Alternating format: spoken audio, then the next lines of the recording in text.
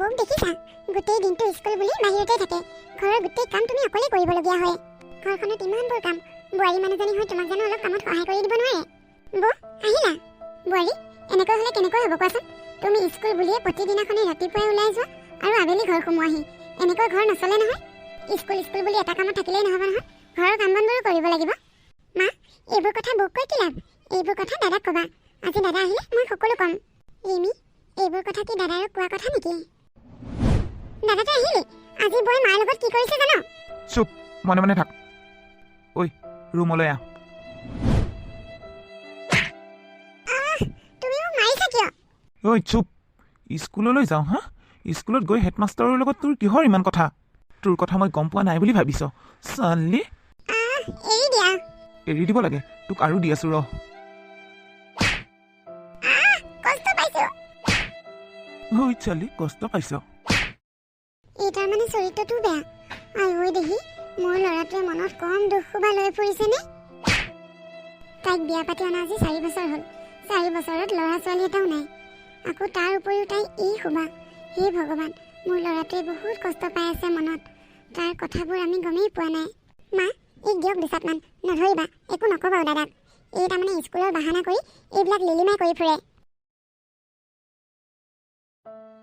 বাবা তোৰ মনৰ দুখটো মই বুজি পাইছো এনেকৈ মাৰপিট কৰি ঘৰখন হুলস্থুল কৰি কি লাভ তাতকৈ তই এটা কাম কৰ তই আকৌ এবাৰ বিয়া পাত বংশ ৰক্ষাৰো কথা আছে তাই ল'ৰা ছোৱালীও নাই তাৰ উপৰিও তাইৰ চৰিত্ৰটোও বেয়া গতিকে তই দ্বিতীয় বিবাহৰ কথা চিন্তা কৰ দাদা নহ'লে তই এবাৰ বৌক ডক্টৰকে দেখাই ল ঐ তই মনে মনে থাক একো প্ৰয়োজন নাই ডক্টৰক দেখুওৱা যাৰ ল'ৰা ছোৱালী নহয় তাৰ এনেই নহয় ডক্টৰক দেখালে ক'ৰ পৰা হ'ব মা তুমি কথাটো বুজি পোৱা নাই দাদাই যদি বৌক ডক্টৰক দেখায় বৌৰ যদি কিবা প্ৰব্লেম ওলায় তেতিয়াহ'লে দাদাৰ বিয়া পাতা সহজ হ'ব তই কোৱা কথাটো সঁচা এই কথাটোকে মোৰ মনলৈ অহা নাই বাবা তই কাইলৈ বোৱাৰীক লৈ ডক্টৰৰ ওচৰলৈ যা তাইক ডক্টৰক দেখাই আন মই মুখ হাত ধুই আহোঁ খাবলৈ কিবা এটা দিয়া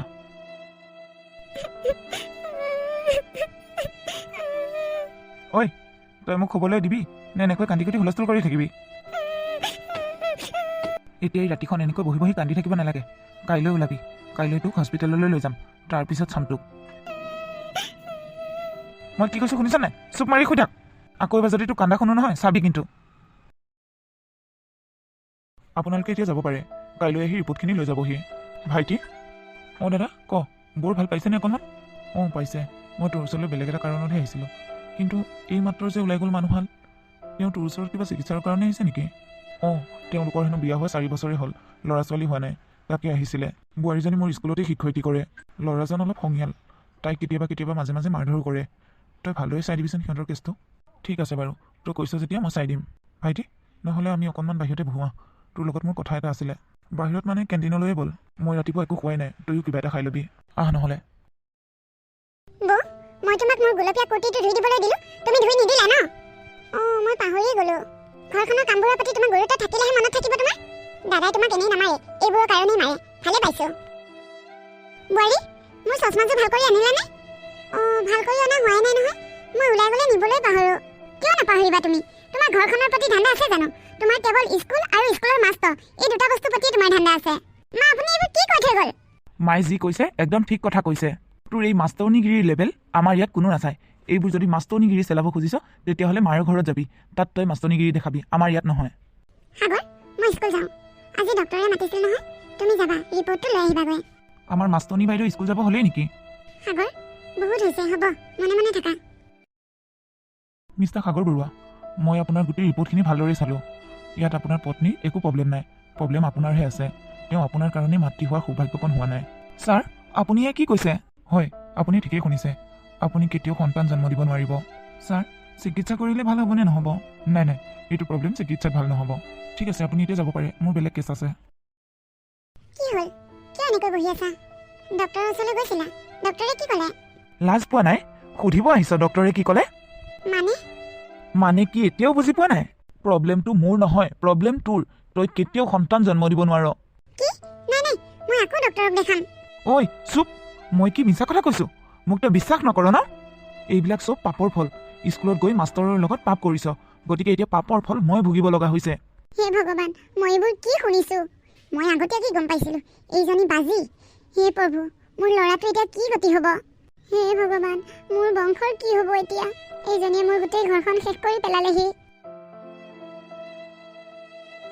ঐ ৰিমি, কলৈ যাৱ? সংগীতাহঁতৰ ঘৰৰ পৰা আহোঁগৈ। তোৰনো সেই সৰু ছোৱালীজনীৰ লগত কিহৰ ইমান কথা? তোক প্ৰায় তালৈ গৈ থকা দেখা পাওঁ। তোৰ লগৰবোৰ বিয়া হৈ শেষেই হ'ল। তোৰ কি বিয়া চিয়া নহয় নেকি? মোৰনো বয়স হৈছে কিমান বিয়া হ'বলৈ? তোৰ লগৰবোৰ গৈ 2-3টা ল'ৰা ছোৱালীৰ মাক হ'ল। তোৰ বিয়া হ'বলৈ বয়সেই হোৱা নাই। তই তেনেই সৰু হৈ আছ। ৰচোন, মই আৰু এটা কথা শুনিছোঁ, তোৰ বৌৰে হেনো বাজি হয়। কি? আমাৰ বৌ আকৌ কিয় বাজি হ'ব? কোনে কৈছে? শুনিছোঁ আৰু, ক'লেই হয়, হয়নে নহয়? গোটেই গাঁওখন ৰৌচাল ভৌচাল লাগিছে। তই হয়নে নহয় কথাটো কওঁতেই কি বেয়া পালিনে? আপোনালোকৰ তাৰমানে এইবোৰেই কাম ন? কাৰ ঘৰত কি হৈছে নহৈছে খবৰ লৈ ফুৰা? শুনাৰ কাৰণেহে কৈছোঁ। তই সঁচা কথাটোত ইমান বেয়া পাই লাভ নাই। মই যাওঁ দে, মোৰ কাম এটা আছে। বৌ? ৰিমি, আহা। বৌ, এইবোৰ মই কি শুনি আহিছোঁ? কিনো শুনি আহিছা? তুমি হেনো বাজি, কোনোদিনাখনে বোলে তুমি সন্তান জন্ম দিব নোৱাৰিবা? বাহিৰত প্ৰতিজনী মানুহৰ মুখে মুখে তোমাৰ কথা। বিয়া হোৱা 4 বছৰ হ'ল, এতিয়ালৈকে সন্তান এটা জন্ম দিব পৰা নাই। তোমাৰ কাৰণে আৰু বাহিৰত মুখ উলিয়াব নোৱাৰা হৈছোঁ। শুনা ৰীমা, এই যে তোমাৰ এতিয়ালৈকে বিয়া হোৱা নাই, সেইকাৰণেওতো বাহিৰৰ মানুহে বহুত কিবা কিবি কয়। ক'তা, মই দেখোন মানুহবোৰৰ কথা গুৰুত্বই নিদিওঁ। কোৱা মানুহ কৈ থাকক। কাৰণ আজিকালি মানুহে কাৰ ঘৰত কি হয়, কাৰ কেনেকৈ বদনাম কৰিব পাৰোঁ, এইবোৰকে সুবিধা বিচাৰি ফুৰে। গতিকে এইবোৰ মানুহক সুবিধা নিদিলেই হ'ল। বৌ, মোৰ বিয়া হোৱা নাই কাৰণে তুমিও মোক হাঁহিলা ন? মা, ৰিমি, তুমি ভুল বুজিছা। কি হ'ল? আজি তোৰ স্কুলৰ পৰা আহোঁতে কিয় ইমান দেৰি হ'ল? আজিতো তোৰ 2টা বাজিতে ক্লাছ শেষ। আজি এক্সট্ৰা ক্লাছ এটা আছিল। তোৰ সেই এক্সট্ৰা ক্লাছটো ষ্টুডেণ্টৰ লগত আছিল নে হেডমাষ্টাৰৰ লগত আছিল? সাগৰ, হ'ব, বহুত পাগলামি কৰিছা। মোৰ চাকৰিটোক লৈ তোমালোকে বহুত অপমান কৰিছা। এই চাকৰিটো মই বহুত কষ্ট কৰি পঢ়া শুনা কৰি পাইছোঁ। মই এগৰাকী শিক্ষয়িত্ৰী হ'বৰ কাৰণে দিনে ৰাতিয়ে কষ্ট কৰি পঢ়িছিলোঁ। স্কুলত গ'লে মোক ল'ৰা ছোৱালীয়ে যিমান সন্মান কৰে, দিনটো মোৰ যিমান ভাল লাগে স্কুলত থাকি, স্কুলৰ পৰা যেতিয়া ঘৰলৈ ঘূৰি আহোঁ, সেই অপমানখিনি পোৱাৰ পিছত মোৰ সকলো শেষ হৈ যায়। সাগৰ দাদা, তই বৌক দম দিছ, ভালেই কৰিছ। বৌৰ মতিগতিবোৰ একেবাৰে ভাল নহয়। হ'ব, তই মানে থাক। তোৰ কিমান মতিগতি ভাল তোকো দেখি আছোঁ মই। তোক কথা কোৱাতকৈ নোকোৱাই ভাল। তয়ো বৰ ভালেই। উষা, তোমাক কথা এটা সুধো বুলি সোধাই হোৱা নাই। কি কথা ছাৰ? আজিকালি তোমালোকৰ ঘৰুৱা সমস্যাবোৰ কেনেকুৱা? এইবোৰনো কি ক'ম আৰু ছাৰ, আগৰ দৰে একেই আছে, একো সলনি হোৱা নাই। বাৰু সেইবোৰ বাদ দিয়া, তুমি এতিয়া কি সিদ্ধান্ত লৈছা? সিদ্ধান্ত মানে? কিহৰ সিদ্ধান্তৰ কথা কৈছে ছাৰ? মানে তোমালোকৰ যে ডক্টৰক দেখাইছিলা ল'ৰা ছোৱালীৰ কাৰণে, সেই কথাটো সুধিছোঁ। ছাৰ, মই কোনোদিনাখনেই মাক হ'ব নোৱাৰিম। ডক্টৰে দিয়া ৰিপৰ্টটো বেয়াকৈ ওলাইছে। মানে তুমি কি কৈছা? ছাৰ, মোৰ সন্তান জন্ম দিব পৰা ক্ষমতা নাই। কি? কোনে কৈছে তোমাক এইবোৰ কথা? ডক্টৰে দিয়া ৰিপৰ্টটো চাই সাগৰে কৈছে। সি তোমাক মিছা কথা কৈছে? মিছা কথা কৈছে মানে? ৰিপৰ্টটো সি তোমাক দেখাইছে জানো? নাই দেখুওৱা। তোমালোকে যিজন ডক্টৰক দেখাইছিলা সেই ডক্টৰজন মোৰ ভাইটি। তোমালোকে যেতিয়া ডক্টৰক দেখাই ওলাই আহিছিলা, তেতিয়া মই তোমালোকক দেখা পাইছিলোঁ আৰু মোৰ ভাইটিক মই সকলোবোৰ কথা সুধিছিলোঁ। সি মোক সকলোবোৰ কৈছে। বোলা, এইবোৰ কথা ইয়াত নাপাতোঁ, বাহিৰত পাতিম। দাদা, 500 টকা এটা দে, ভাল খবৰ এটা আছে। পইচা নাই? কি ভাল খবৰ? পইচা নিদিয়ে যেতিয়া ময়ো নকওঁ, মায়ে ক'ব যা। মা?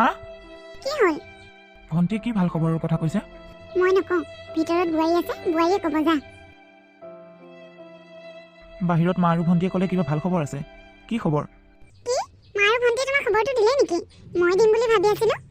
মই মাক হ'ব ওলাইছোঁ। আৰু তুমি দেউতা। কি? মই এইবোৰ কি শুনিছোঁ?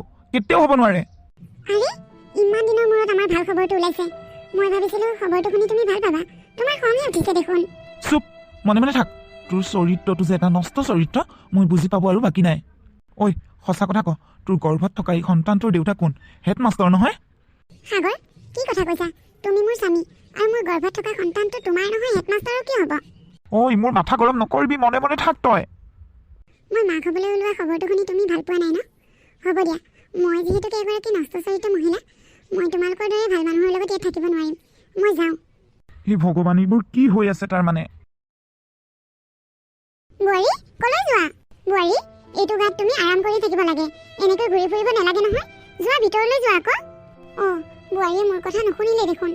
তাৰমানে আগতে যে মই তাইক বেয়া ব্যৱহাৰ কৰোঁ, সেইকাৰণে এতিয়া মই দিয়া মৰমখিনিক তাই মৰম হিচাপে ল'ব পৰা নাই। কলৈ বা গৈছে? বাবাকে সোধোগৈ। বাবা, বোৱাৰী কলৈ গৈছে? মই কি জানো বোৱাৰী কলৈ গৈছে? বোৱাৰীকে সোধাগৈ। বাবা, তোৰ কিহৰ ইমান খং? তোৰ অলপ কিন্তু বেছি হৈ গৈছে। তাই তাৰমানে তোৰ লগত কিবা লাগিয়ে ওলাই গৈছে ন? যা, এতিয়া বোৱাৰীক বিচাৰি আনগৈ। বোৱাৰী এতিয়া বোৱাৰী ভাল হৈ গ'ল ন? আগতে তাই সন্তান জন্ম দিব নোৱাৰা কাৰণেই মই তাইক বেয়া পাইছিলোঁ, কিন্তু এতিয়া তাই গৰ্ভৱতী। মই তাইক এতিয়া মোৰ নিজৰ ছোৱালীৰ দৰে ভাল পাওঁ। তোৰ দৰে অকমন্য অলগদ্ধ এটালৈ যে এজনী শিক্ষয়িত্ৰী ছোৱালী বিয়া হৈ আহিছে, এয়া তোৰ 10টা জনমৰ ভাগ্যৰ ফলত পাইছ তই তাইক। ইমান দিন যে তাই তোৰ অত্যাচাৰবোৰ সহ্য কৰি ইয়াত থাকিলে, এয়াই তোৰ বহুত ভাগ্য।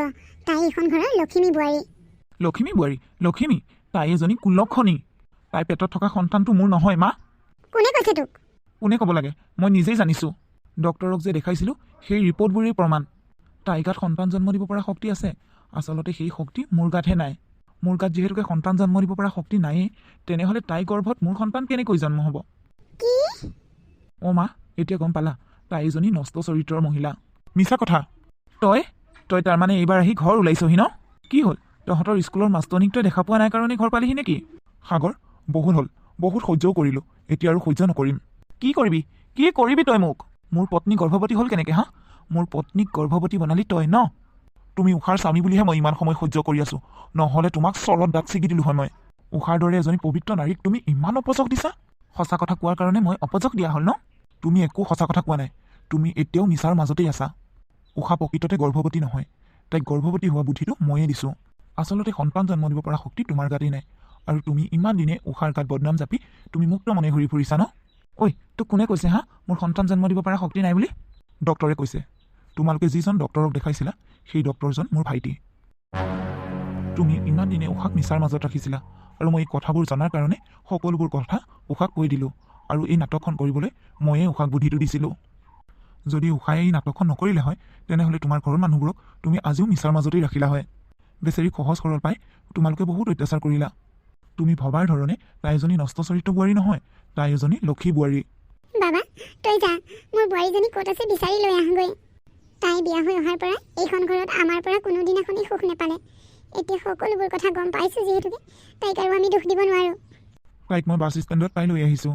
বাহিৰতে আছে, যাওক তাইক ভিতৰলৈ লৈ আহক। ছাৰ, আপুনি মোক ক্ষমা কৰি দিব। মই আপোনাকো অজানিতে বহুত অপযক দিলোঁ। এই ভুলৰ আচলতে মোৰ ক্ষমা নাই। আপোনাক কি বুলি ক্ষমা খুজিম একো বুজি পোৱা নাই। তথাপিও আপুনি মোক ক্ষমা কৰি দিব ছাৰ। হ'ব বাৰু, মই তোমাক ক্ষমা কৰি দিম। তুমি উষাক ক্ষমা খোজাগৈ। তাই বেচেৰি বহুত সহজ সৰল ছোৱালী। তুমি তাইক অকণমান মৰম কৰিলে তুমি দিয়া দুখবোৰ তাই সকলো পাহৰি যাব। বোৱাৰী, তুমি মোক ক্ষমা কৰি দিবা। মই তোমাক বহুত অপযক দিলোঁ। উষা, মই তোমাক ক্ষমা খুজিবলৈও মোৰ মুখ নাই। মই তোমাক ইমান অপযক, ইমান আঘাত দিলোঁ তোমাৰ মনত। এতিয়া মই তোমাক কি বুলি ক্ষমা খুজিম মই একো ভাষা বিচাৰি পোৱা নাই। তুমি মোক ক্ষমা কৰি দিবানে? মই জানো মই আচলতে ক্ষমাৰ যোগ্য নহয়, তথাপিও মই তোমাৰ ওচৰত ক্ষমা নুখুজি নোৱাৰিছোঁ উষা। অচিনাকি মানুহবোৰে দিয়া আঘাতবোৰ সহ্য কৰিব পাৰি, কিন্তু চিনাকি আৰু আপোন মানুহে দিয়া আঘাতবোৰ সহ্য কৰাটো বহুত টান সাগৰ।